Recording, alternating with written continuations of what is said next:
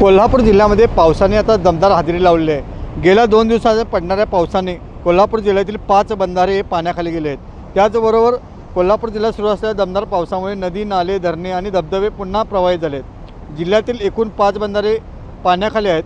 पावसाचा जोर कायम राहिला तर पंचगंगा नदी पाणीपातळी 24 तासात आता 1 फुटांनी वाढली आहे। सध्या नदीची पाणीपातळी 14 फूट इतकी आहे।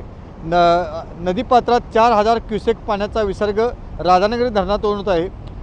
नदीचा प्रवाह वाढल्याने पश्चिम भागातील पावसाचा जो जोर आहे तो कायम वाढला आहे। ज्या 5 बंधारे पाण्याखाली गेले त्या ठिकाणी पोलीस बंदोबस्त चोख लावलेला आहे। त्याचबरोबर नागरिकांनाही प्रशासनानं आवाहन केलं आहे की बंधारे ज्या ठिकाणी पाण्याखाली गेले तिथे काही वाहने घेऊन जाऊ नयेत किंवा स्वतः आपण जाऊ नये, यासाठी प्रशासन आता अलर्ट मोडवर आहे। अमरसिंह पाटील, जय महाराष्ट्र, कोल्हापूर।